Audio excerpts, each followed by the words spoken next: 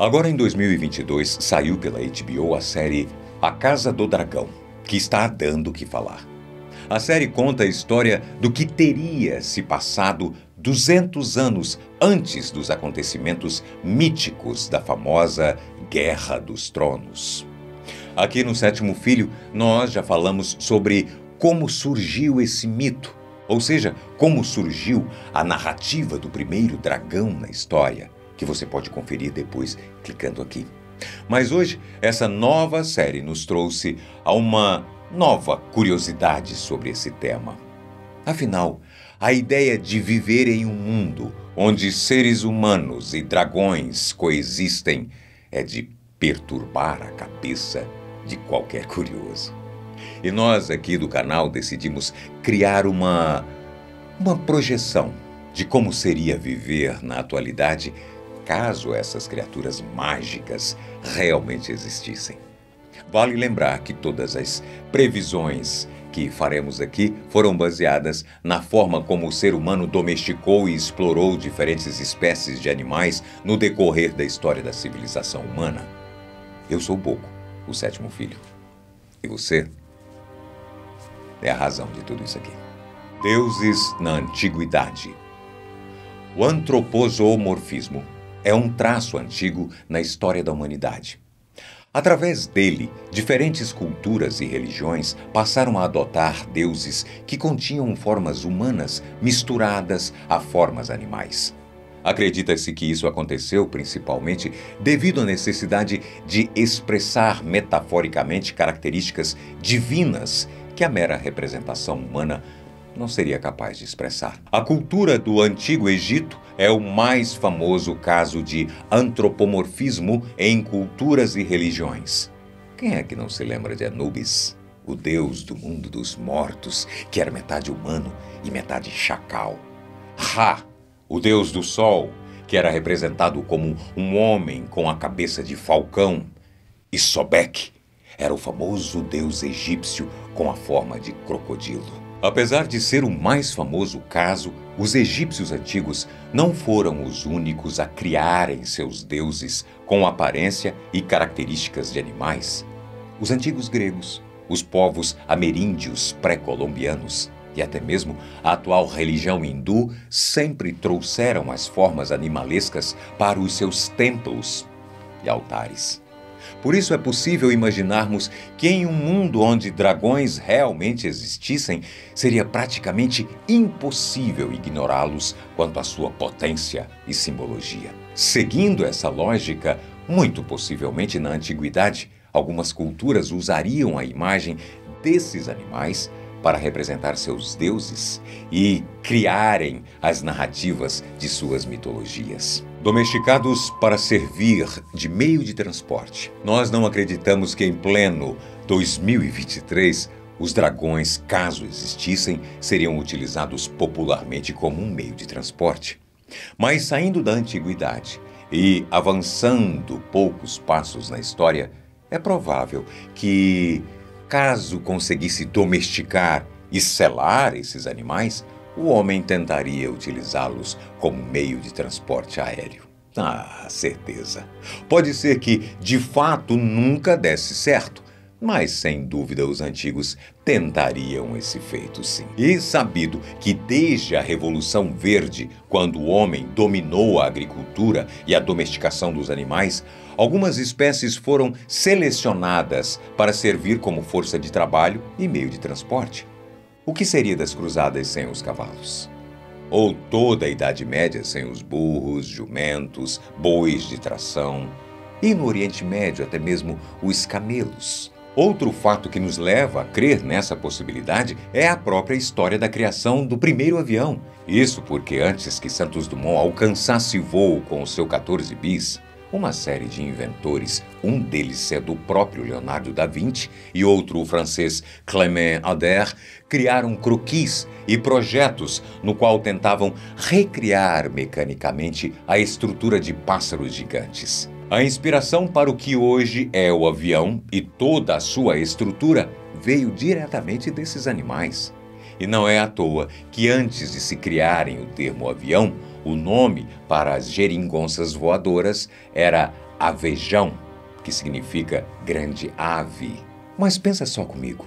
Caso dragões de porte muito maiores aos das aves existissem, com estruturas de asas e envergaduras gigantescas, os pobres inventores talvez não sofreriam tentando recriar aves gigantescas de metal. Isso, somado à análise de como o homem sempre explorou animais terrestres como meio de transporte e locomoção, é válido dizer que talvez ninguém nunca tentou montar uma ave antes, porque, naturalmente, a ideia toda é contraintuitiva, mas o mesmo não se pode dizer caso existissem enormes dragões voadores dando bobeira por aí.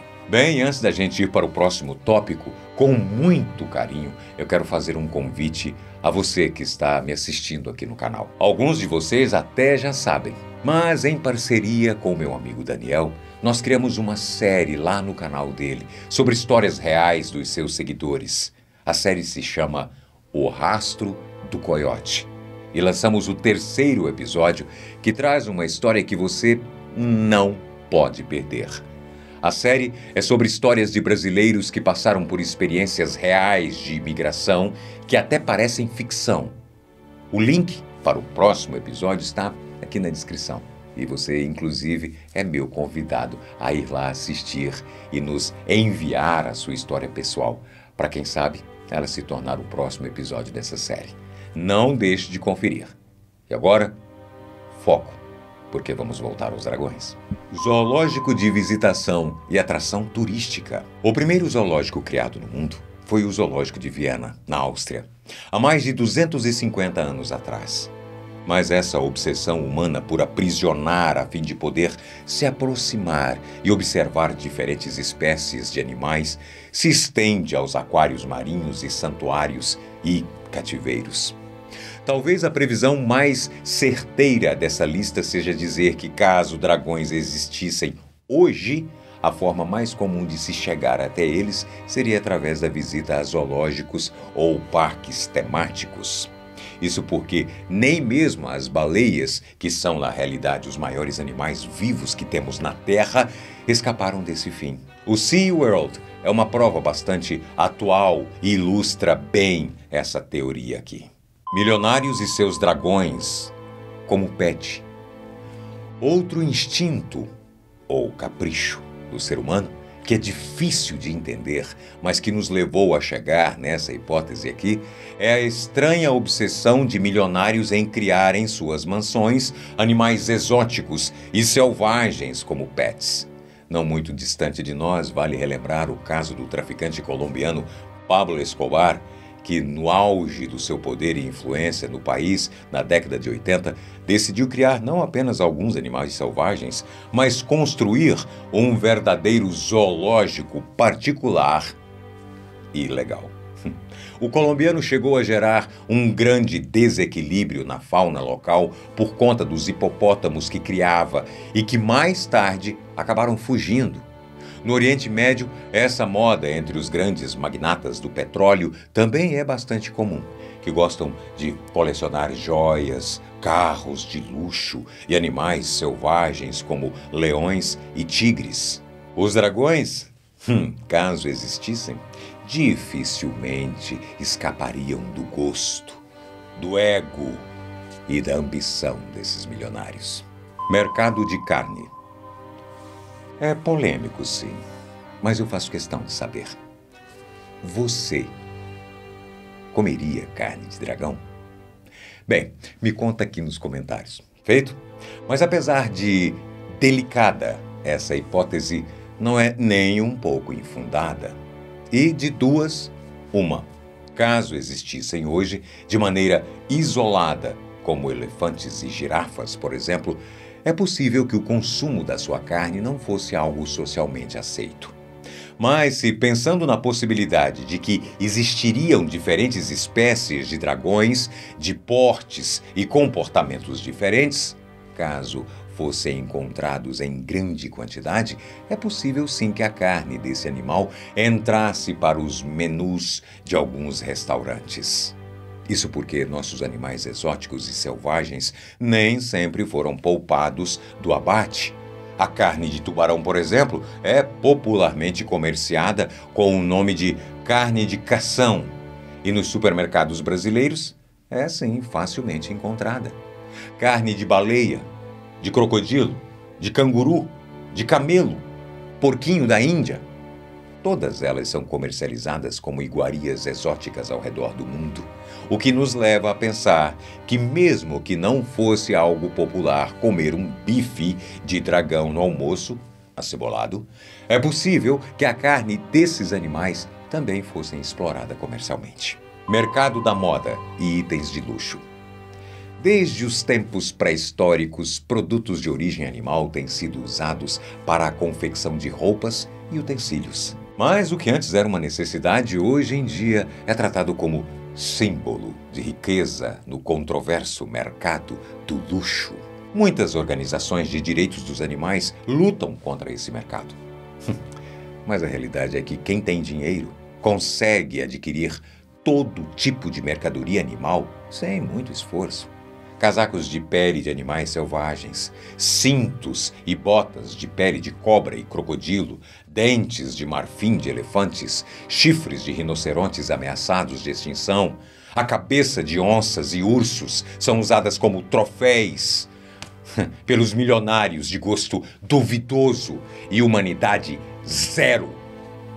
Dentro desse cenário é possível deduzirmos que os dragões, caso existissem, não conseguiriam escapar desse tenebroso mercado de luxo ou de horror, eu deveria dizer. Por fim, talvez valha a pena concluir que a grande sorte dos dragões é existir somente na mitologia. O mundo não é realmente um lugar seguro para criaturas tão magníficas como essas. Você gostou desse vídeo? Se inscreva no canal, curte aqui, porque nós ainda temos algumas teorias sobre como o mundo seria caso os dragões realmente existissem. Então, se vocês pedirem, será um prazer fazer a parte 2. Eu fico por aqui. Até a próxima.